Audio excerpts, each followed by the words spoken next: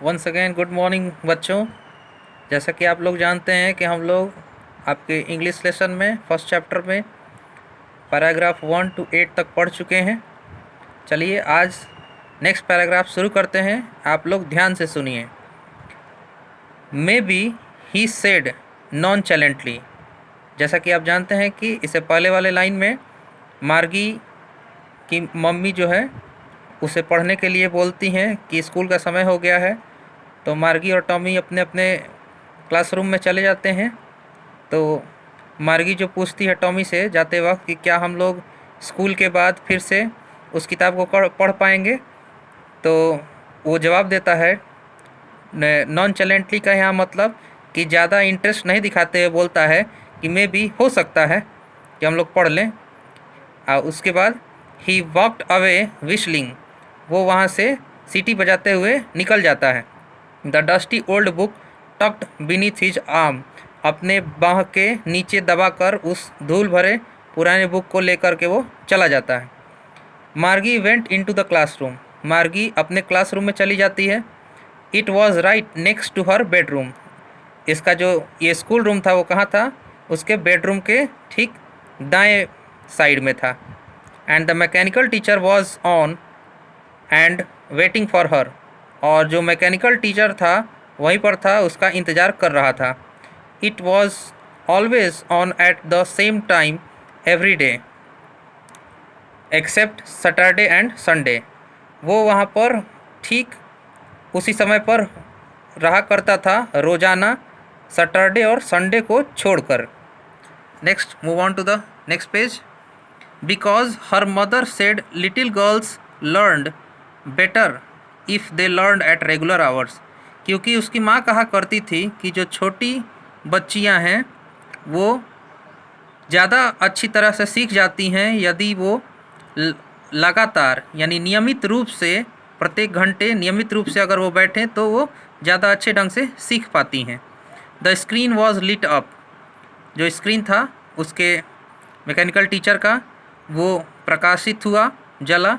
And it said, और इसने कहा today's arithmetic lesson is on the addition of proper fractions, तो उस पर वो फ्लैश क्या हो रहा था, उसमें उस पर दिखाया जा रहा था कि आज का जो अर्थमेटिक लेसन है, अर्थमेटिक का मतलब अंक गणितीय होता है, तो वो मैथ्स के प्रॉब्लम को दिखा रहा था, जिस पर कौन सा टॉपिक था, प्रॉपर फ्रैक्शन को ऐड करने के लिए कहा गया था।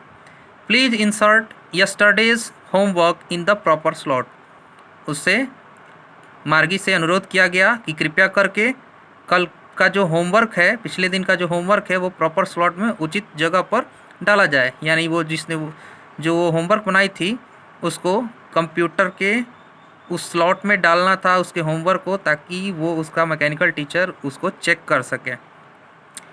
पैरा 10, मार्गी did so with a Sai, मार्गी ने भी ऐसा किया गहरी सांस लेते हुए।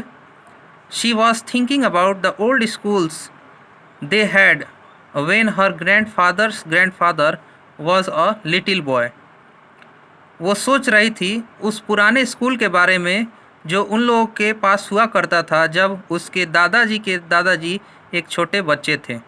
All the kids from the whole neighbourhood came, सभी बच्चे आस पड़ोस के सभी बच्चे आते थे। लाफिंग, हंसा करते थे। एंड शाउटिंग, चिल्लाते थे।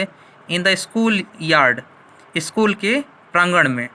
Sitting together in the school room, एक साथ स्कूल के कमरे में बैठा करते थे। Going home together at the end of the day, और घर जाया करते थे एक साथ जैसे ही दिन समाप्त होता था।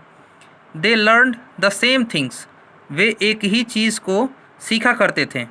सो they could help one another, और इस वजह से वे लोग एक दूसरे की मदद कर सकते थे। विद द होमवर्क में। एंड टॉक अबाउट इट, और इसके बारे में बातचीत किया करते थे।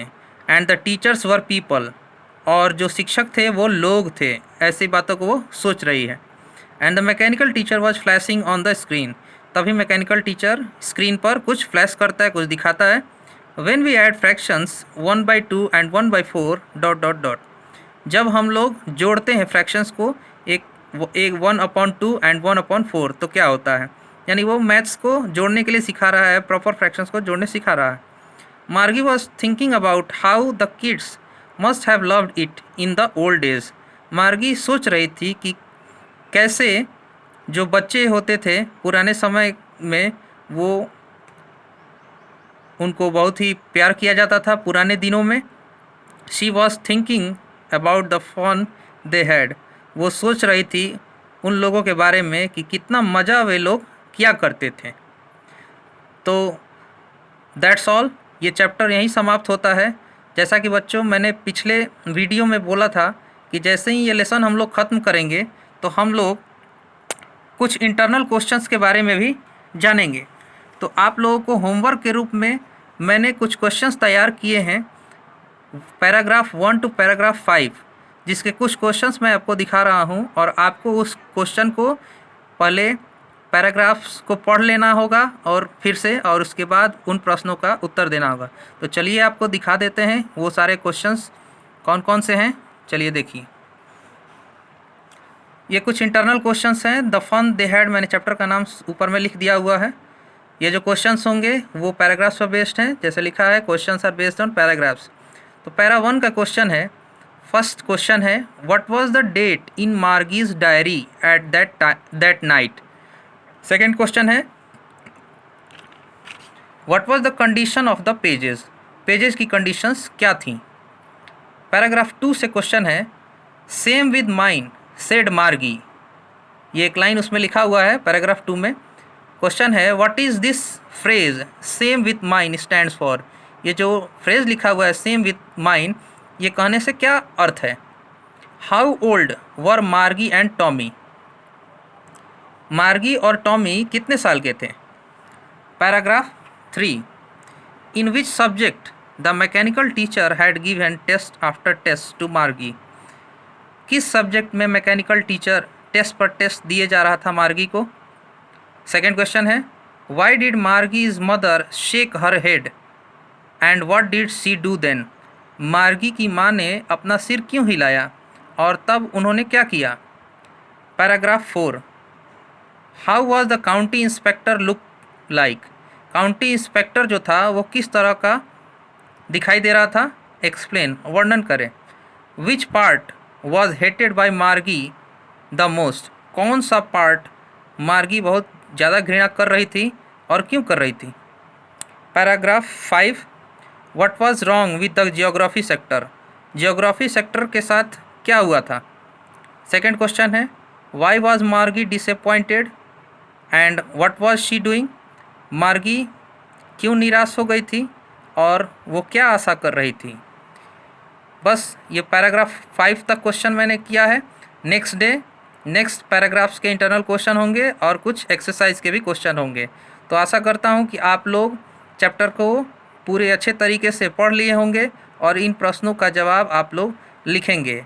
जैसे ही स्कूल खुलेगा तो आपके फेयर कॉपी में ये इंटरनल क्वेश्चंस होंगे, ताकि मैं आप ये एक सुनिश्चित कर सकूं कि आप लोग इस लॉकडाउन के पीरियड में आप अपने पढ़ाई को पूरे अच्छे तरीके से पढ़ रहे होंगे। तो चलिए, आप लोग इस प्रश्न का जवाब आज लिखेंगे और कॉपी में भी आप लिख लेंगे। अगर कोई प्रॉब्लम आता है तो मैं आपको एक नंबर दे देता हूं अपना, जिससे आप मुझसे कांटेक्ट कर सकते हैं। तो आपके इस क्वेश्चन के सामने ही मैं लिख देता हूं आपके सामने। ये मेरा नंबर होगा 7261071582। ये मेरा नंबर है, आप जानते हैं, धर्मेंद्र सर। ओके, तो ठीक है बच्चों, आपको कोई भी इशू होता है, कोई भी प्रॉब्लम है इंग्लिश से रिलेटेड, तो आप मुझे इस पर कांटेक्ट कर सकते हैं। आप मुझे 9 बजे से लेकर सुबह 9 बजे से शाम के 5 बजे तक आप मुझे कॉल कर सकते हैं। धन्यवाद।